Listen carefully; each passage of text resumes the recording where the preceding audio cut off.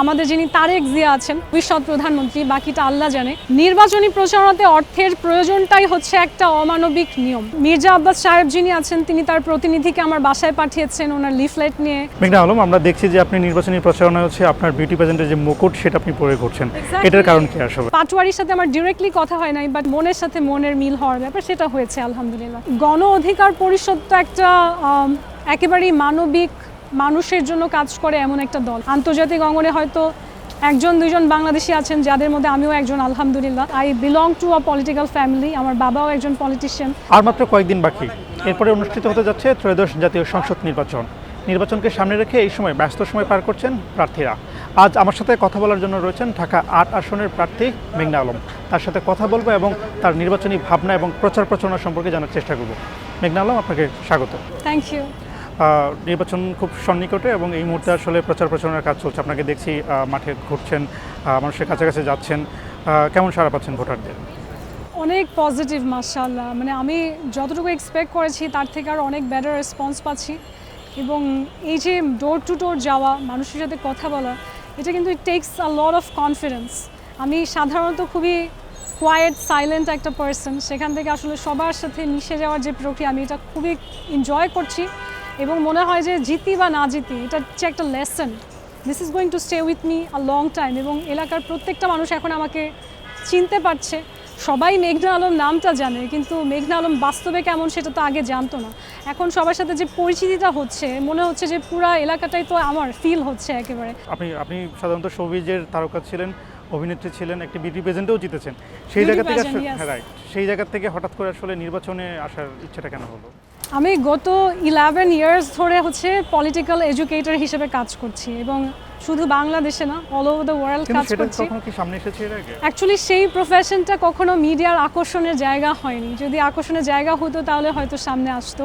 কিংবা ওই যে বাংলাদেশে যে কিছু রাজনীতিবিদরা করেন, যে বিভিন্ন টক শোতে যান, তারা গিয়ে দেখা যায় সেখানে একটা অনেক প্রার্থী নিজেই বলেন যে টক শো দিয়েই তাদের মান্থলি একটা ভালো ইনকাম হয়ে যায়। তো অনেক টক শোতে যারা যায় তাদেরকে হয়তো কিছু মানুষ চেনে, বাট আলটিমেটলি এই প্রফেশনে বাংলাদেশ থেকে সেরকম কেউ নেইও। আন্তর্জাতিক অঙ্গনে হয়তো একজন দুইজন বাংলাদেশি আছেন যাদের মধ্যে আমিও একজন আলহামদুলিল্লাহ। প্লাস হচ্ছে সেটা তো আসলে টেলিভিশনে দেখানোর কোনো প্রফেশন না, so people did not know about this. সবাই আমাকে জেনেছে, আমি একটা বিউটি কন্টেস্ট জিতেছি আলহামদুলিল্লাহ, বাংলাদেশকে মিস বাংলাদেশ হিসেবে রিপ্রেজেন্ট করেছি।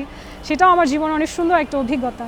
তবে আমার যে যাত্রাটা, সেটা সবসময় আসলে রাজনৈতিক একটা ব্যাকগ্রাউন্ড ছিল।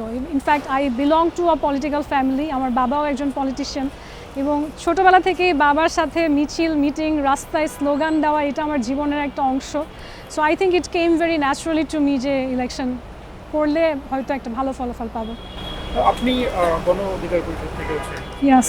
এই দলের সাথে গণ অধিকার পরিষদ তো একটা একেবারেই মানবিক, মানুষের জন্য কাজ করে এমন একটা দল। ইনফ্যাক্ট আমি যখন মানুষদের সাথে কথা বলছি এলাকার, তখনও কিন্তু আমি নোটিস করছি যারা একেবারে গ্রাসরুটস পিপল, বিভিন্ন জেলা থেকে এসছে ঢাকাতে, কিংবা যারা হচ্ছে একটা মুদির দোকানদার, কিংবা হচ্ছে কোনো একটা জায়গায় সে এখানে অস্থায়ী কাজ করছে, মানে যেই লোকটাকে আমরা সমাজে আসলে প্রভাবশালী শ্রেণীতে দেখি না, প্রত্যেকটা মানুষই কিন্তু শুনে খুশি হচ্ছে ট্রাক মার্কা। প্রত্যেকটা মানুষ সাথে সাথে বলছে যে আর এটা তো নূরের দল। তাদের একটা আলাদা আস্থা আছে গণ অধিকার পরিষদের উপরে। এবং আমি যে বলেছি আমি রাজনৈতিক পরিবারের, আমাদের যে রাজনৈতিক আদর্শ সেটা কিন্তু ওই পরিবারতন্ত্র কিংবা হচ্ছে গিয়ে একেবারেই এলিটিস্ট যে রাজনীতি সেটা না। আমরা সারা পৃথিবীতে কৃষক, মজদুর, শ্রমিক, তাদের মধ্যে একটা নেটওয়ার্ক তৈরি করি সারা পৃথিবীতে, এবং এটার যে লার্জেস্ট নেটওয়ার্ক সারা পৃথিবীতে কৃষকদের, সেখানে আমার বাবা এবং আমি সরাসরি কাজ করি। সো আমাদের কাছে মনে হয়েছে যে আমাদের যে আইডিওলজি, যে আমরা একটা বৈষম্যহীন পৃথিবী চাই, যেই পৃথিবীতে আসলে সমস্ত শ্রেণীর মানুষেরই একটা প্রতিনিধিত্ব থাকবে, সেই রাজনীতি করতে চাইলে আমার এমন একটা দলকে বেছে নেওয়া উচিত যার সাথে আমার আইডিওলজি ম্যাচ করে। সো কথাবার্তাতে যতটুকু আমি এই দলের সাথে মিশেছি, যেহেতু আমি এখানে খুবই সীমিত সময় আমি যুক্ত হয়েছি, না আগে থেকে না, আমি খুবই সীমিত সময় আমি যুক্ত হয়েছি, সেখানে আমার কাছে মনে হয়েছে যে আমার সাথে তাদের যে সিঙ্ক হওয়ার একটা ব্যাপার, মনের সাথে মনের মিল হওয়ার ব্যাপার, সেটা হয়েছে আলহামদুলিল্লাহ। আর ঢাকা ৮ আসন যেখান থেকে আপনি নির্বাচন করছেন, সেখানে আপনার প্রতিদ্বন্দ্বী দুজন প্রার্থী আছেন এবং তারা বলা যায় এই মুহূর্তে আসলে হেভিওয়েট প্রার্থী। একজন হচ্ছেন বিএনপির মির্জা আব্বাস এবং আরেকজন জাতীয় নাগরিক পার্টি কিংবা হচ্ছে এনসিপির নাসিরউদ্দিন পাটোয়ারি। সো এত শক্ত প্রতিদ্বন্দ্বীর সাথে আসলে মেঘনা আলম হঠাৎ করে রাজনীতিতে আসলে বা তারা দুইজনই খুবই মিশুক।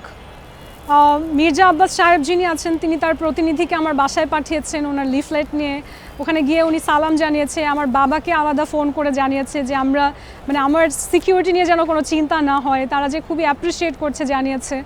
পাটোয়ারির সাথে আমার ডিরেক্টলি কথা হয় নাই, বাট ওর ইমিডিয়েট যে সহকারী তার সাথে, তারও নাকি ক্যান্ডিডেট হওয়ার কথা ছিল, ফখরুল সাহেব যিনি আছেন, তিনি তো পুরো সময়ে আমাদের যে বিদেশিদের যে হচ্ছে ব্যালট বক্সটা, প্রবাসীদের বিদেশ থেকে যে ব্যালট বক্সটা আসে সেখানের যে যত নিয়ন্ত্রণের দেখার বিষয় থাকে সেখানে আমার পুরো টিমকে সহায়তা করেছেন। আমরা তো মিলেমিশে কাজ করছি আলহামদুলিল্লাহ।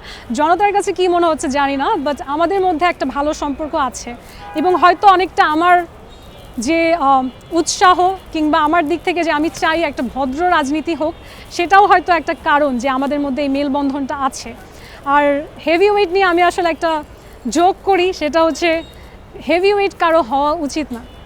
আমাদের সবারই আসলে খাদ্যাভ্যাস সীমিত করতে হবে, আমাদের সবারই সুষম বন্টনে বিশ্বাসী হতে হবে, যাতে কেউই 100 কেজির ওপরে চলে না যায় যে তাকে হেভিওয়েট বলতে হবে। কারণ এই হেভিওয়েট শব্দটা একজন সুপারস্টার সেলিব্রিটির জন্য যত সম্মানের, একজন রাজনীতিবিদের জন্য ততটাই অসম্মানের। মেঘনা আলম, আমরা দেখছি যে আপনি নির্বাচনী প্রচারণা হচ্ছে আপনার বিউটি প্যাজেন্টের যে মুকুট সেটা আপনি পরে ঘুরছেন, এটার কারণ কি আসলে? এটার একটা বড় কারণ দেখেন, আপনি একজন মিডিয়া কর্মী, আপনি যতই সাংবাদিকতাকে ইন্টেলেকচুয়াল পেশা বলেন, আমরা যখন আসলে রাষ্ট্র পরিচালনা করি কিংবা রাষ্ট্রের জনতা যখন একটা অভিমুখ রাখে, একজন সাংবাদিক একজন মিডিয়া কর্মী, মিডিয়াতে যারা কাজ করে, উপস্থাপনা, নিউজ প্রেজেন্টেশন, যে নিউজটা লেখে, যে ক্যামেরাটা ধরে, প্রত্যেকটা কাজ, এমনকি একটা নিউজ এজেন্সির মালিকও যদি আমি বলি, সেও একজন মিডিয়া কর্মী। সো যে অভিনয় শিল্পী, সেই অভিনয়টা যে ডিরেকশন দিচ্ছে, যে স্ক্রিপ্টটা লিখছে, প্রত্যেকটা মানুষই মিডিয়ার একটা অংশ। আমি যে বিউটি প্যাজেন্টটা করছি, বিউটি প্যাজেন্টে আমি যতই বলি সমাজ সেবা করব, আমি যতই কূটনীতি নিয়ে কাজ করি, আলটিমেটলি কিন্তু জনগণ সেই ভেতরের ক্যাটাগরিজগুলো বোঝে না। জনগণ মনে করে তিনিও একজন মিডিয়া কর্মী।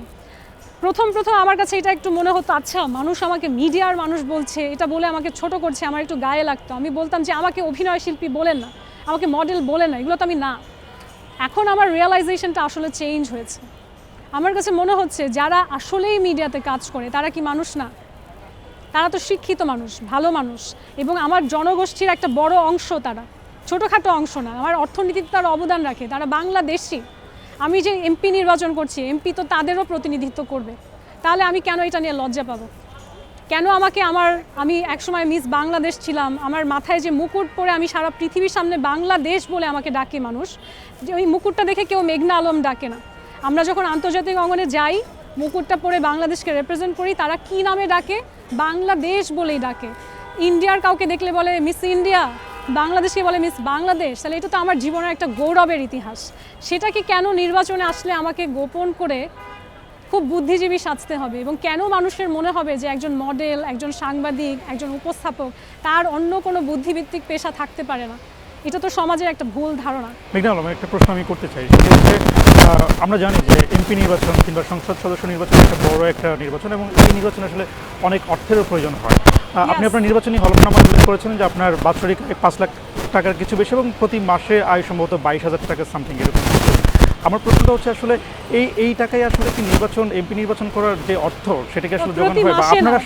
আচ্ছা, আমি শেষ করি যে এই আপনার নির্বাচনী প্রচারণার যে অর্থটা সেটা আসলে কীভাবে যোগানো হচ্ছে, আপনাকে জানতে পারি? আলহামদুলিল্লাহ, আমি হলফনামাতে হচ্ছে একটা অনেস্টি, সততার জায়গায় যা আছে দেখিয়েছি। এবং আমাদের যিনি, আমরা বলি ভবিষ্যৎ প্রধানমন্ত্রী, বাকিটা আল্লাহ জানে, আমাদের যিনি তারেক জিয়া আছেন কিংবা তারেক রহমান, যেটাই বলি আমরা, আমাদের ভবিষ্যৎ প্রধানমন্ত্রী, তার হলফনামাতে তার যে সহায় সম্পত্তি বা আয় রোজগার দেখানো হয়েছে, আমার আয় রোজগার তার থেকে কিন্তু খুব একটা ডিফারেন্স নাই। সো ইলেকশনের কতখানি যোগদান হবে সেটা যদি প্রশ্ন আসে, তাহলে সেই প্রশ্নটা আমার মনে হয় যিনি সারা দেশের দায়িত্ব নেবেন তাকে করা উচিত, আমাকে না। এবং তার জন্য যদি সেটা বাস্তবসম্মত হয়, তাহলে মেঘনা আলমের জন্য সেটা বাস্তবসম্মত। আপনার নির্বাচনী প্রচারণার যে অর্থের যে যোগানটা, জি, নির্বাচনী প্রচারণাতে অর্থের প্রয়োজনটাই হচ্ছে একটা অমানবিক নিয়ম। এবং আমি যদি আলটিমেটলি বাংলাদেশের এমপি হই, আমি যেটা সবার আগে আগামী নির্বাচনের জন্য করব, সেটা হচ্ছে এরপর থেকে নির্বাচনের সমস্ত ক্যাম্পেইনের দায়িত্ব নেবে ইলেকশন কমিশন এবং সরকার এবং বিভিন্ন ফান্ডিং এজেন্সি একসাথে।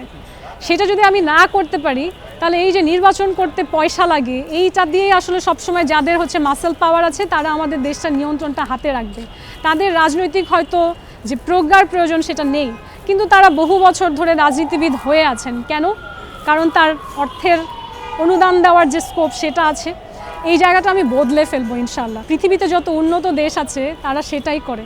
তারা প্রার্থীর যোগ্যতা দেখে তাকে ভ্যালিডেশন দেয়, নির্বাচন করেন, তারপর ক্যাম্পেইন বাজেট হয় সরকারের অর্থায়নে, প্রার্থীর না।